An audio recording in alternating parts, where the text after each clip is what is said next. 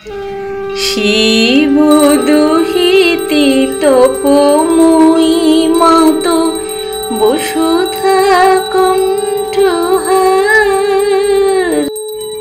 এখন আমরা ওঙ্কারেশ্বরে রয়েছি এবং মহাত্মা প্রলয়দাসজি প্রদত্ত বাণী সুধা আমরা ঢোকে ঢোকে পান করছি।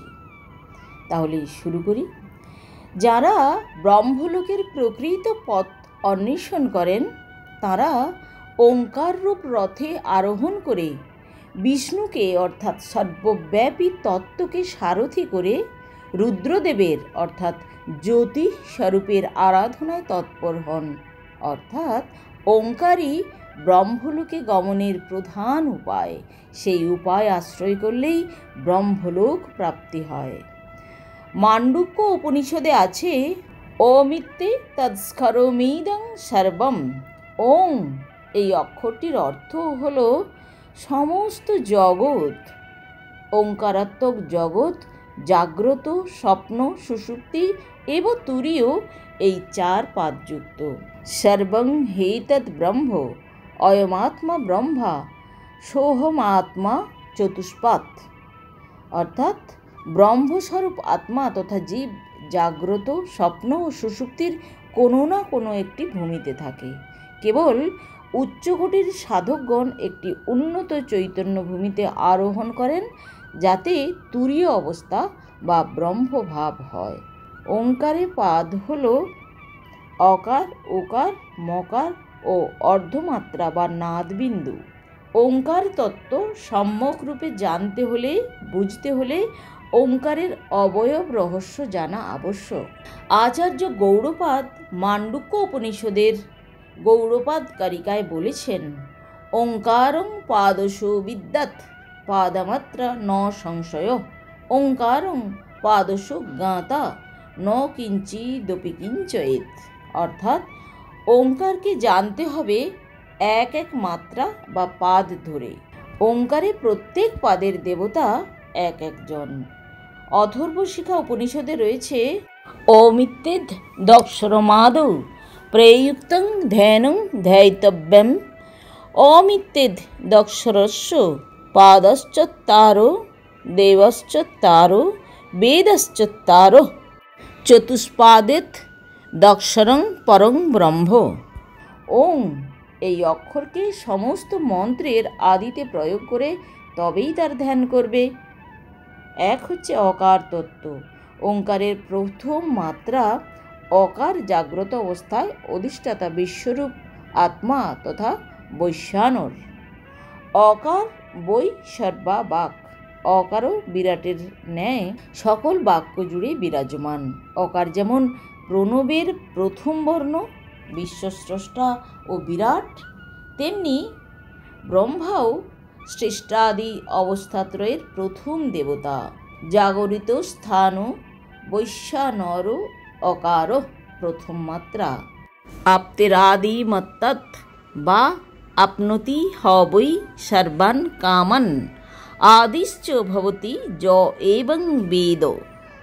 জাগরিত স্থান বৈশ্বানরই প্রথম মাত্রা অকার স্বরূপ, কেননা উভয়ই ব্যাপক ও আদ্য। যে সাধক এই কথা জানেন তিনি সমস্ত কাম্য বিষয় লাভ করেন এবং সকলের মধ্যে প্রথম হন। অথর্বশিখা উপনিষদে আছে পূর্বাশ্ব মাত্রা পৃথিব্যকার ঋগ্ভীর ঋগ্বেদৌ ব্রহ্মা বসব গায়ত্রী গার্হপত্য।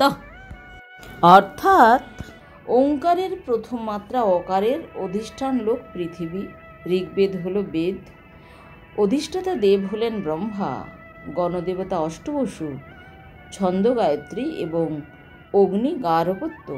অকার অর্থাৎ পৃথিবীর বর্ণ পিত। এবার আসি উকার তত্ত্বে। উকার তত্ত্ব কি না, ওঙ্কারের দ্বিতীয় মাত্রা উকার স্বপ্নাবস্থার অধিষ্ঠাতা তৈজস আত্মা। স্বপ্নাবস্থায় যেমন জাগ্রত অপেক্ষা উপাধির ন্যূনতা হেতু স্বপ্নাধিষ্ঠাতা তৈজস আত্মা বৈশ্বানর অপেক্ষা ঊর্ধ্বস্থ বা উৎকৃষ্ট, তেমনি অকার অপেক্ষা উকার তত্ত্বজ্ঞান ও অধিক শ্রেয়স্কর। অকার তত্ত্বজ্ঞানে সর্বকামনা সিদ্ধ হয়, উকার তত্ত্বজ্ঞানে জ্ঞানের উৎকর্ষ সাধিত হয়। উকার অক্ষরটি যেন অকার ও মকারের মধ্যবর্তী, সেইরূপ তৈজস আত্মাও বৈশ্বানর এবং সুষুপ্তির অধিষ্ঠাতা প্রাজ্ঞের মধ্যস্থিত। স্বপ্নস্থানস্তেজসঃ উকারো দ্বিতীয়া মাত্রা, উৎকর্ষাদ উভয়স্তাদ বাং উৎকর্ষতি। হ বৈ জ্ঞান সন্ততিং সমানশ্চ ভবতি, নাস্যা ব্রহ্মবিদ কুলে ভবতি য এবং বেদ। অর্থাৎ তৈজস আত্মাই ওঙ্কারের দ্বিতীয় মাত্রা উকার, কেননা উভয়েই উৎকর্ষ এবং মধ্যবর্তিত্ব ধর্মতুল্য। যিনি এই দুইয়ের একত্ব জানেন, তিনি স্বীয় জ্ঞানের উৎকর্ষ সাধন করেন এবং সাধুজনের সমান হন। এর বংশে ব্রহ্মজ্ঞানহীন কেউ জন্মগ্রহণ করে না। অথর্বশিখা উপনিষদে আছে, ওঙ্কারের দ্বিতীয় মাত্রা উকার এবং লোক অন্তরিক্ষ, বেদ যজু। এর অধিষ্ঠাতা দেবতা হলেন বিষ্ণু তথা গণদেবতা, একাদশ রুদ্র, ছন্দ ত্রিষ্টুপ এবং অগ্নি দক্ষিণাগ্নি। উকার অর্থাৎ আকাশ বিদ্যুৎ বর্ণ। মকার তত্ত্ব ওঙ্কারের তৃতীয় মাত্রা, মকারের স্বরূপ ও মকার তত্ত্ব বিজ্ঞানের ফল। মান্ডুক্য উপনিষদে আছে, সুষুপ্ত স্থান প্রাজ্ঞ মকার তৃতীয়া মাত্রা, মিতেরো পিতের্ব মি নহি অ বা ইদং সর্বম পীতিশ্চ ভবতি য এবং বেদ। সুষুপ্তি স্থানগত প্রাজ্ঞ আত্মা ওঙ্কারের তৃতীয় পাদ হল মকার স্বরূপ, কেননা প্রাজ্ঞ ও মকার উভয়েই যথাক্রমে বৈশ্বানর ও তেজসের এবং অকার ও উকারের পরিমাপক বা নির্গম স্থান এবং অপিতি বা বিলয় স্থান।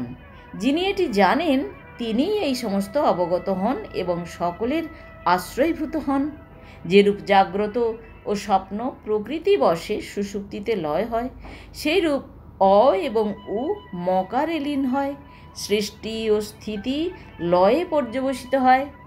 যেভাবে সুষুপ্তির শেষে জাগরণ পুনরায় আবির্ভূত হয়, সেইরূপ ওঙ্কার পুনঃ উচ্চারিত হয়ে লয়স্থান ম হতে অ এবং উ মাত্রা পুনরায় বাহির হয়। এই কারণে ওঙ্কারের তৃতীয় মাত্রা মকারকে সুষুপ্তির অধিষ্ঠাতা প্রাজ্ঞ আত্মাস্বরূপ বলা হয়ে থাকে। অথর্বশিখা উপনিষদে রয়েছে, তৃতীয়া দৌর মকার স সামভি সামবেদ রুদ্র আদিত্যা জগত্তা হবনীয়। ওঙ্কারের তৃতীয় মাত্রা মকারের অধিষ্ঠান লোক হচ্ছে স্বর্গ, বেদ হল সাম, অধিষ্ঠাতা দেব হলেন রুদ্র তথা মহেশ্বর, গণদেবতা দ্বাদশ আদিত্য, ছন্দ জগতি এবং অগ্নি আবহনীয়। মকার অর্থাৎ স্বরলোক হল শুক্লবর্ণ। অর্ধমাত্রা তথা নাদবিন্দু, ওঙ্কারের মধ্যে অ উ ম এই তিনটি বর্ণ আছে। এছাড়া অর্ধমাত্রা আছে, যা নাদবিন্দু স্বরূপ এবং প্রণবের মস্তকে অবস্থিত। এই মাত্রাটির উচ্চারণ সম্পূর্ণ হয় না বলে একে অর্ধমাত্রা বলা হয়ে থাকে। মান্ডুক্য উপনিষদে রয়েছে, অমাত্রশ্চতুর্থ অব্যবহার্য প্রপঞ্চপশম শিব অদ্বৈত এবং ওঙ্কার আত্মৈব। তুরীয় ওঙ্কার আকারাদি মাত্রাত্রয়ে রহিত, বাক্য মনের অগোচর বলে ব্যবহারের অযোগ্য, জগৎ প্রপঞ্চের নিবৃত্তি স্থান, মঙ্গলময় এবং অদ্বৈত আত্মাস্বরূপী বটে।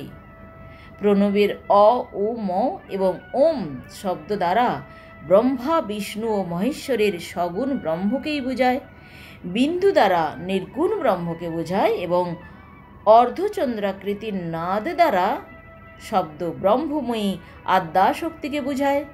ব্রহ্মা বিষ্ণু মহেশ্বরের ত্রিবিভক্তবৎ শক্তির দ্বারা সমাদৃত হয়ে শব্দ ব্রহ্মময়ী আদ্যাশক্তির নাদ রূপে অর্ধচন্দ্রাকৃতি রেখার দ্বারা বোঝানো হয়।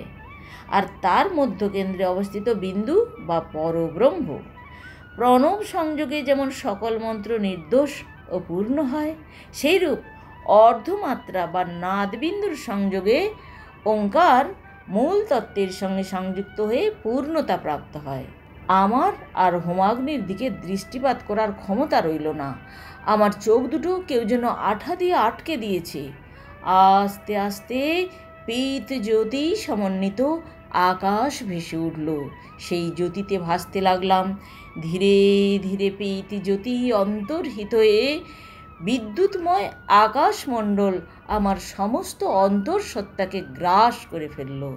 মুহুর্মুহু বিদ্যুৎ চমকের জ্যোতি ক্ষীণ হয়ে জেগে উঠল শুক্ল জ্যোতির্মণ্ডিত আকাশ। আহ, এই জ্যোতি এত স্নিগ্ধ, এত মধুর, তা ভাষায় বর্ণনা করা কঠিন।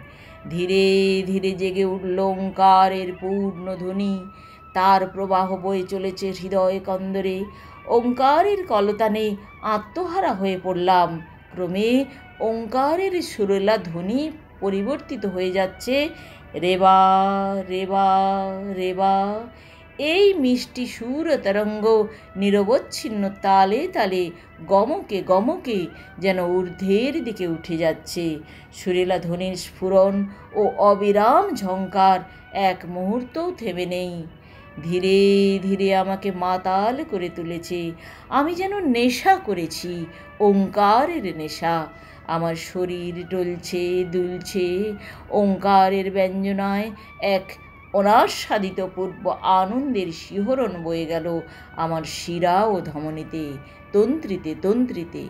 ওঙ্কারই আমাকে চিদাকাশ, দহরাকাশ, মহাকাশ, পরাকাশ, সূর্যাকাশ একে একে ভেদ করে মহ, জন, তপ এবং সত্যলোকে নিয়ে গিয়ে ব্রহ্মময় ব্রহ্মস্বরূপ করে তুলল।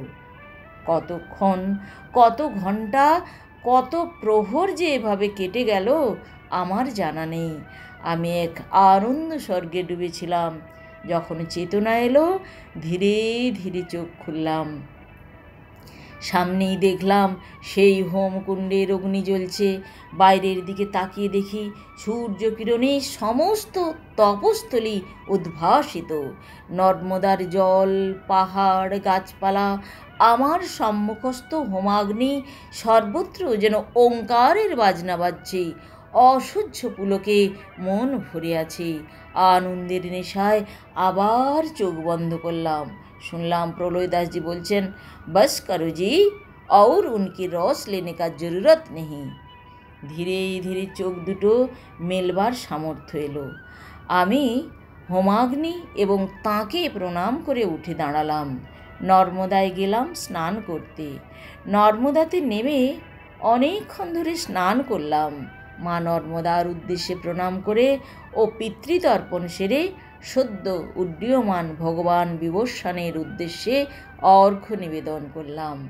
অঞ্জলি ভরা মহাপবিত্র রেবা বাড়ির সঙ্গে মায়ের অহৈতুকী কৃপার কথা স্মরণ করতে করতে অশ্রুধারা গড়িয়ে পড়তে লাগলো। প্রণামান্তে সিদ্ধেশ্বরের চরণে দণ্ড দিতে দিতে উঠে এলাম মন্দিরে। সিদ্ধেশ্বরকে প্রণাম করে উঠে মন্দিরের একধারে চুপ করে বসে থাকলাম। প্রলয় দাসজিকে দেখতে পাচ্ছি না। তবে কি তিনি চলে গেলেন? আজ এ পর্যন্তই। পরের অংশ শোনাবো পরবর্তী এপিসোডে। সবাই খুব ভালো থাকুন আর শুনতে থাকুন তপভূমি নর্মদা।